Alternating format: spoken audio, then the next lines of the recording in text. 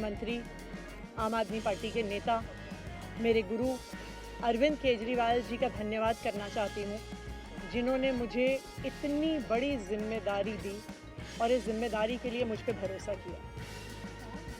ये सिर्फ आम आदमी पार्टी में हो सकता है, अरविंद केजरीवाल जी के नेतृत्व में हो सकता है कि एक फर्स्ट टाइम पॉलिटिशियन एक राज्य की मुख्यमंत्री बने। मैं एक सामान्य परिवार से आती हूँ, शायद किसी और पार्टी में होती तो चुनाव की टिकट भी नहीं मिलती, लेकिन अरविंद केजरीवाल जी ने मुझ पर भरोसा किया, मुझे विधायक बनाया, मुझे मंत्री बनाया और आज मुख्यमंत्री बनने की जिम्मेदारी दी है।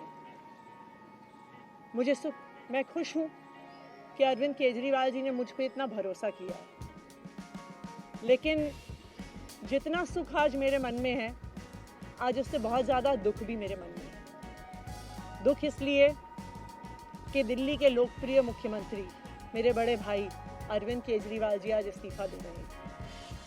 मैं आज ये ज़रूर कहना चाहती हूँ आम आदमी पार्टी के सभी विधायकों की तरफ से, दिल्ली की 2 करोड़ जनता की तरफ से, कि दिल्ली का एक ही मुख्यमंत्री है और उस मुख्यमंत्री का नाम अरविंद केजरीवाल है।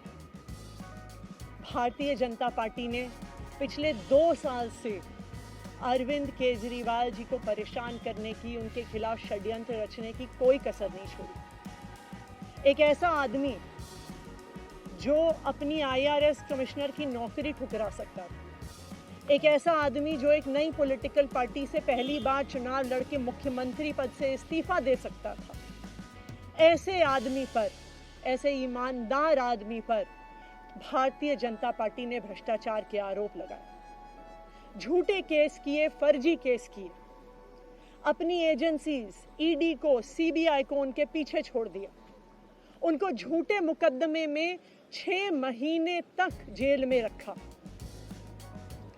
आखिरकार सुप्रीम कोर्ट ने उन्हें जमानत दी और सुप्रीम कोर्ट ने सिर्फ उनको जमानत नहीं दी, सुप्रीम कोर्ट ने केंद्र सरकार के मुंह पे तमाचा मारा, उनकी एजेंसीज के मुंह पे तमाचा मारा। उन्हें कहा कि इनकी एजेंसीज, केंद्र सरकार की एजेंसीज एक पिंजरे में कैद तोते की तरह हैं और अरविंद केजरीवाल जी की गिरफ्तारी गलत थी। अगर अरविंद केजरीवाल जी की जगह कोई और मुख्यमंत्री होता, कोई और नेता होता, तो वो 2 मिनट नहीं सोचता मुख्यमंत्री की कुर्सी पे बैठने के बारे में। लेकिन अरविंद केजरीवाल जी ने वो किया जो आज तक इस देश का इतिहास तो छोड़िए, शायद दुनिया के इतिहास में किसी नेता ने ना किया हो। उन्होंने कहा कि मेरे लिए सिर्फ सुप्रीम कोर्ट का फैसला काफ़ी नहीं है, मैं जनता की अदालत में जाऊंगा। जब दिल्ली की जनता मुझे कहेगी कि हम तुम्हें मुख्यमंत्री के रूप में देखना चाहते हैं, जब दिल्ली की जनता कहेगी कि तुम ईमानदार हो, तब मैं मुख्यमंत्री की कुर्सी पर बैठूंगा। मुझे नहीं लगता कि हमें लोकतंत्र के इतिहास में ऐसा कोई त्याग का उदाहरण मिलेगा जो आज अरविंद केजरीवाल जी ने देश के सामने रखा है। दिल्ली भर में लोग बहुत दुखी हैं अरविंद केजरीवाल जी के इस्तीफे से। कल शाम मुझे एक बुजुर्ग महिला मिली, जब उन्हें खबर मिली थी कि अरविंद केजरीवाल जी ने इस्तीफा दे दिया है, वो रोने लग गई।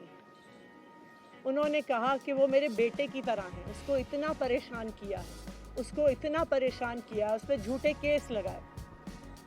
और उन बुजुर्ग महिला ने कहा कि मैं घर घर जाऊंगी, मैं घर घर जाके लोगों को कहूंगी कि मुझे अपने बेटे को ही मुख्यमंत्री बनाना है। तो आज सभी दिल्ली वाले ये प्रण ले रहे हैं, सभी दिल्ली वाले इतने गुस्सा हैं, भारतीय जनता पार्टी के षड्यंत्र से नाराज हैं और अपने बेटे, अपने भाई अरविंद केजरीवाल जी को फिर से दिल्ली का मुख्यमंत्री देखना चाहते हैं।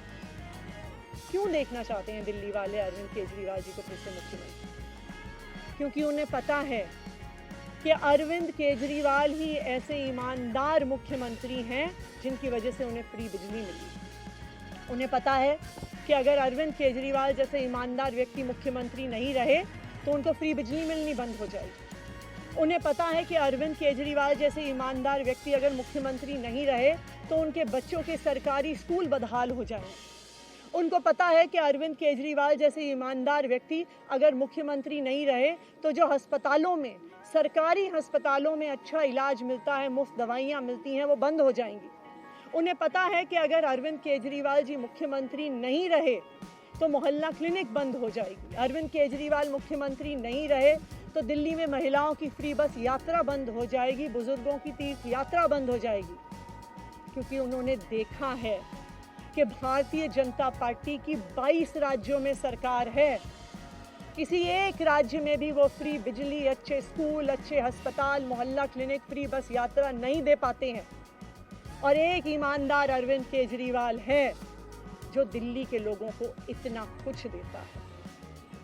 तो दिल्ली के लोग, आम आदमी पार्टी के विधायक और मैं अगले कुछ महीनों तक, चुनाव तक मुख्यमंत्री होने के नाते अब एक ही उद्देश्य से काम करेंगे कि हमें अरविंद केजरीवाल जी को फिर से दिल्ली का मुख्यमंत्री बनाना है। जब तक मैं इस बड़ी जिम्मेदारी को संभाल रही हूँ, मेरा एक ही मकसद रहेगा। मुझे पता है कि भारतीय जनता पार्टी अपने एलजी साहब के थ्रू दिल्ली वालों के खिलाफ षड्यंत्र रचेगी। मुझे पता है कि वो दिल्ली वालों की फ्री बिजली रोकने की कोशिश करेंगे। मुझे पता है वो दिल्ली वालों के अस्पताल में फ्री दवाइयाँ रोकने की कोशिश करेंगे। मुझे पता है वो मोहल्ला क्लिनिक बंद करने की कोशिश करेंगे। मुझे पता है वो सरकारी स्कूलों को खराब करने की कोशिश करेंगे। तो अगले कुछ महीने तक, जब तक ये जिम्मेदारी मेरे पास है, मैं दिल्ली के लोगों की रक्षा करने की कोशिश करूंगी और अरविंद केजरीवाल जी के मार्गदर्शन में दिल्ली की सरकार चलाऊंगी। मेरा अपने सभी कार्यकर्ताओं से, सभी विधायक साथियों से, दिल्ली के लोगों से बस एक ही अनुरोध है, आप में से कोई मुझे बधाई मत दीजिएगा, आप में से कोई मुझे माला मत पहनाइएगा, क्योंकि मेरे लिए और मुझे लगता है सभी दिल्ली वालों के लिए ये एक बहुत दुख की घड़ी है कि दिल्ली के चहेते मुख्यमंत्री को आज इस्तीफा दिया है। मैं एक बार फिर अरविंद केजरीवाल जी का धन्यवाद करती हूँ जो उन्होंने मुझ पर भरोसा दिलाया, मुझ पर भरोसा दिखाया। और मैं दिल्ली के लोगों की तरफ से फिर से एक बार ये कहूँगी कि वो जल्द ही आने वाले चुनाव के बाद अरविंद केजरीवाल जी को अपना मुख्यमंत्री देखना चाहते हैं।